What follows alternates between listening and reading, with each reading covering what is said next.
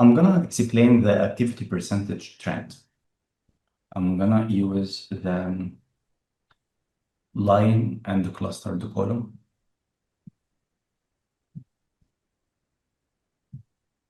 I wanna use my data date. I wanna see for each activity, like I wanna have the bigger picture. I wanna see the trend over time, the current status. So that's what I'm gonna do now. I wanna grab data date from my primary table, not anywhere else. The columns,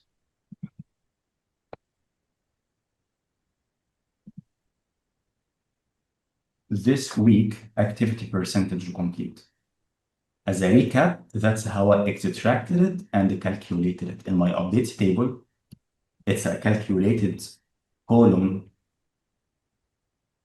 this week activity percentage complete, right? I subtracted the current activity percentage complete from the last week activity percentage complete, so I can get this week period activity percentage complete. How much work that has been achieved in the most recent week only.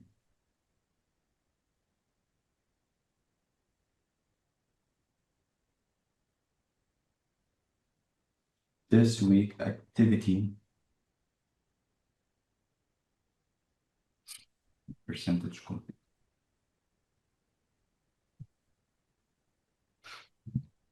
Okay, so by default, as always, we don't see cells, right? Power BI has to return something. Is it sum, average, and the activity percentage? So by default right now, Power BI will sum everything right now. And it's not what I want. I wanna narrow it down.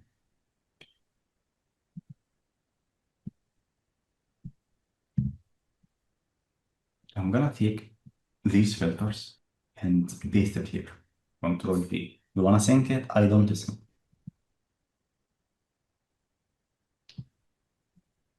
I wanna also make the data date categorical. I'm gonna go to ground floor and produce ground floor, concrete, column steel reinforcement.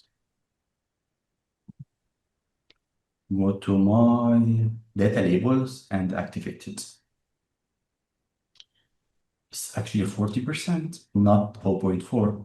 So if I go to that column, I'm gonna change that to percentage. So I achieved 40% in that week alone, 40% here, 5% in this week. So I finished the activity within 5 consecutive weeks. That's how much I achieved every week.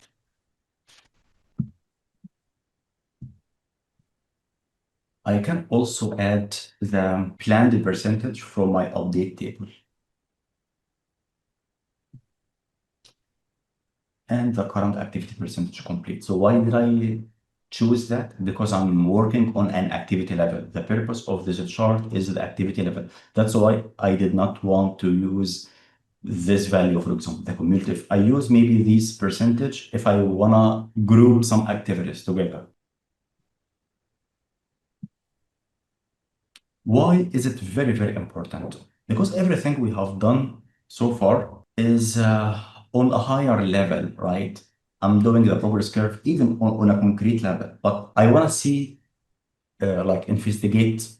Like, if I have a problem with concrete, I'm not sure where the problem comes from. I know there's a problem with concrete. Should we increase manpower or should we deliver the materials? This chart will have the answer.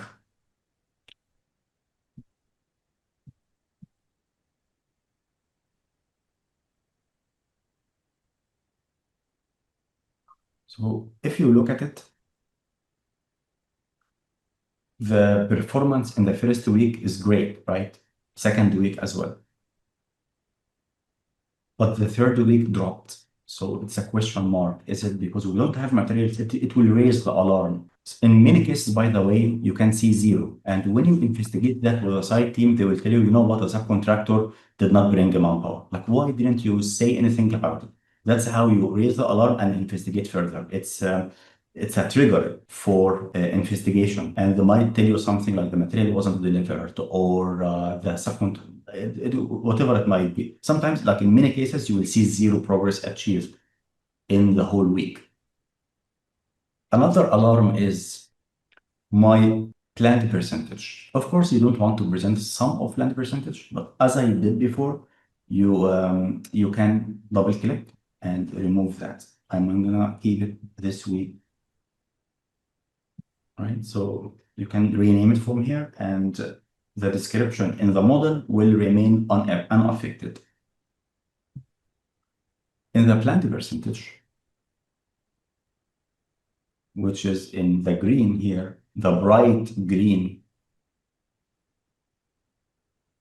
in this week, I should achieve around 60%. And so if you see it like over 3 week period, I should complete the activity. But after 2 weeks, the activity has not been completed yet. Here's the really interesting part.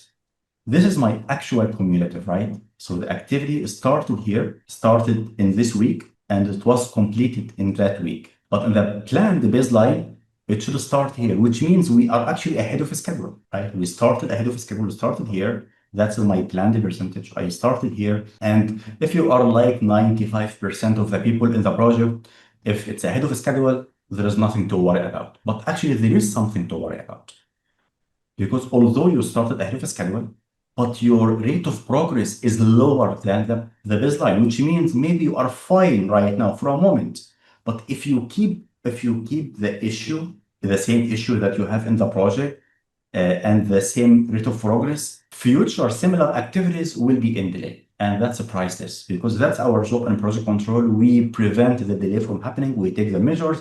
We don't wait until the disaster happens, because normally in corrective actions, it actually takes time. When you raise the alarm, when there is a delay, the people will investigate the project. They will send a letter to the subcontractor. The subcontractor will take a week to bring manpower. By the time they bring the necessary manpower, you actually have more delay in the project, right? The delay has accumulated.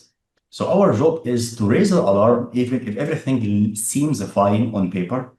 And when they take the measure, you have less damage in the project. I hope it makes sense. So I really like this chart as well. You can do it on any activity of your choice.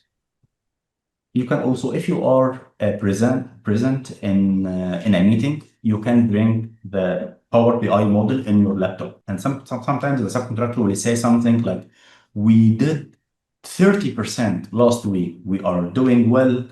We will proceed further." And in many cases, it's really hard to investigate this type of data on the spot.